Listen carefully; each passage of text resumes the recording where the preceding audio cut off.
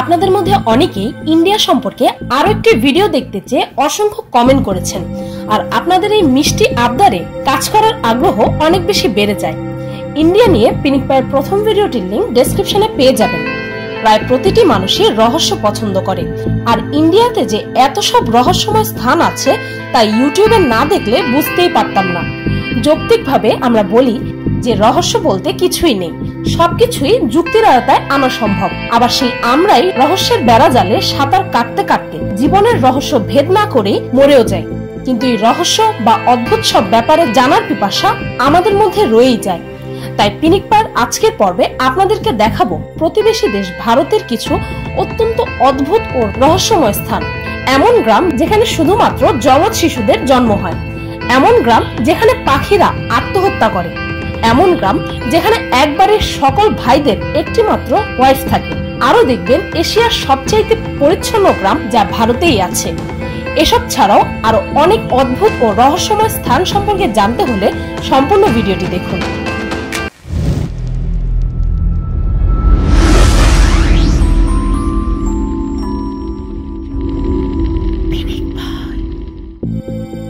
Twin village Kodinhi. আপনি কি এমন কোন স্থানের কথা ভাবতে পারেন যেখানে আপনার চারপাশে শুধুমাত্র যমজ মানুষে ঘেরা থাকবে, যা দেখে মনে হবে হয়তো সেখানে জায়গায় জায়গায় অনেকগুলো আয়না লাগানো আছে, নতুবা আপনি কোনো সায়েন্স ফিকশন মুভির সেটে চলে এসেছেন যেখানে আশেপাশের সবাইকে ক্লোনিং করে ডাবল করে দেওয়া হয়েছে। নিশ্চয়ই ভাবছেন যে এমনটা তো শুধু মুভিতেই সম্ভব। তবে জেনে রাখুন, ইন্ডিয়ার কেরালাতে অবস্থিত কোদিনহি নামক এই গ্রামটির বিশেষত্বই হচ্ছে এই গ্রামটিতে গেলে আপনি আপনার চারদিকে দেখবেন অসংখ্য যমজদের। এই গ্রামের প্রায় প্রতিটি পরিবারে যমজ শিশু জন্মগ্রহণ করে, আর এই গ্রামে আপনি বিভিন্ন বয়সের যমজদের দেখতে পাবেন। আর এই যমজদের সংখ্যা দিন দিন বেড়েই চলেছে। অনেক গবেষণার পরও বিজ্ঞানীরা এই রহস্যময় ব্যাপারের রহস্যভেদ করতে পারেনি। কোন বিজ্ঞানী এই গ্রামের আবহাওয়া, মাটি ও পানিকে এই ঘটনার জন্য দায়ী করে, কিন্তু এই উক্তিটি ভুল প্রমাণিত করা হয়েছে, কেননা আশেপাশের গ্রামগুলোতে এরকম কোনো যমজ জন্মের ঘটনা দেখা যায় না। কারো কারো ধারণা যে এমনটা জেনেটিক কারণে হয়ে থাকে, কিন্তু এই তথ্যটিও তখনই ভুল প্রমাণিত হয়, কেননা অনেকের মতে অন্যান্য গ্রাম থেকেও যখন মানুষেরা এসে এখানে বসবাস করে তখন তাদের ঘরেও যমজ শিশুর জন্ম হয়। অদ্ভুত এই গ্রামটি নিজের রহস্যময় যমজ বাসিন্দাদের কারণে প্রতি বছর অসংখ্য পর্যটকদের আকর্ষণের কেন্দ্র হয়ে দাঁড়ায়। Women cannot wear clothes HP. ইন্ডিয়ার হিমাচল প্রদেশের পিরি গ্রামে নারীরা 5 দিন কোনো বস্ত্র অর্থাৎ কাপড় পরতে পারে না। প্রতি বছর শ্রাবণ মাসে মহিলাদেরকে এই অদ্ভুত রীতির পালন করতে হয়, আর এই 5 দিন সেই গ্রামের কোনো পুরুষ কোনো নারীর আশেপাশেও যেতে পারে না। এমনকি এই 5 দিন বিবাহিত নারীদের হাজবেন্ডরাও তাদের সামনে পর্যন্ত যাওয়ার নিয়ম নেই। শুধু তাই নয়, মহিলাদের পাশাপাশি পুরুষদেরকেও এ সময় কিছু নিয়ম মেনে চলতে হয়।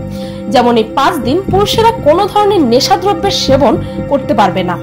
এই পরম্পরা অনেক আগে থেকেই মানা হচ্ছে, আর এখানকার লোকেদের বিশ্বাস যে আজকের এই দিনেও কোনো মহিলা যদি অদ্ভুত এই নিয়ম পালন না করে তবে তার পরিবারে কোনো না কোনো অমঙ্গল ঘটেই ঘটে।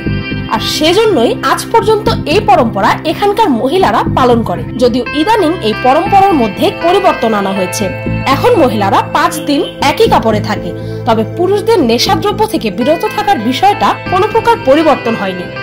বলা হয়ে থাকে এ সময় গ্রামটিতে কেউ হাসে না, আর সেই সময় এখানে বিশেষ পূজাও করা হয়। সংস্কৃত ভিলেজ মাত্তুর।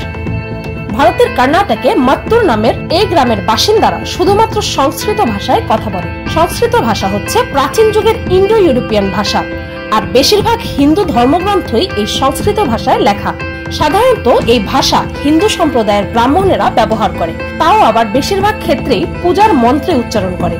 তবে এই গ্রামের বাচ্চা থেকে শুরু করে প্রত্যেকেই নিত্যদিনের সকল কথাবার্তা এই সংস্কৃত ভাষাই বলে। 1980-র আগ পর্যন্ত এই গ্রামটিতে তামিল ভাষায় কথা বলা হতো, কিন্তু এরপরে সংস্কৃত ভাষার প্রচারের জন্য একটি আন্দোলন করা হয়।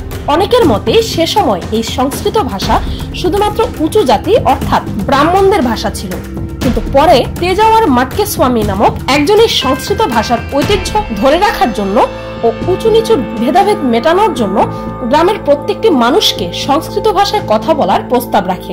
প্রথম এই গ্রামের বাসিন্দারা দিনে 2 ঘন্টা করে এই সংস্কৃত ভাষায় কথা বলার অভ্যাস করত, আর আজ এই গ্রামের প্রতিটি শ্রেণীর লোক এই ভাষাতেই কথা বলে, যা পৃথিবীর অন্য কোনো স্থানে দেখা যাবে না। Cleanest village in Asia, Meghalaya. মেঘালয়ের মলিনং গ্রামটি শুধুমাত্র ইন্ডিয়ারই না, বরং এশিয়ার সবচাইতে পরিষ্কার পরিচ্ছন্ন গ্রাম। এই গ্রামের মুখিয়া থমলিনের মতে এই গ্রামের মানুষেরা পরিচ্ছন্নতা নিয়ে অনেক আগে থেকেই সচেতন, কেননা বলা হয়ে থাকে যে এই গ্রামের আদিম প্রজন্ম তাদের পরবর্তী প্রজন্মকে পরিষ্কার পরিচ্ছন্নতার লাভের ব্যাপারে ভালোভাবে শিক্ষা দিয়েছেন। 2003-এ ডিসকভার ইন্ডিয়া ম্যাগাজিনে এই গ্রামটিকে এশিয়ার সবচেয়ে পরিচ্ছন্ন গ্রামের উপাধি দেয়। এই গ্রামের আনাচে কানাচে এই ধরনের পাটের তৈরি ডাস্টবিন দেখতে পাবেন, যেগুলোকে ব্যাম্বু ডাস্টবিন বলা হয়। অসাধারণ স্বচ্ছ ও সুন্দর এই গ্রামটিতে প্রতি বছর দেশ বিদেশ থেকে অসংখ্য পর্যটক আসে, আর আপনি জানলে অবাক হবেন যে সেই পর্যটকদের মধ্যে কাউকে যদি গ্রামের কোথাও ডাস্টবিনের বাইরে ময়লা ফেলতে দেখা হয়, তবে তাদের থেকে সেই জায়গাটির পরিষ্কার করার জন্য ফাইন নেওয়া হয়। টুরিস্টদের মতে এখানকার মানুষেরা খুবই বন্ধু সুলভ।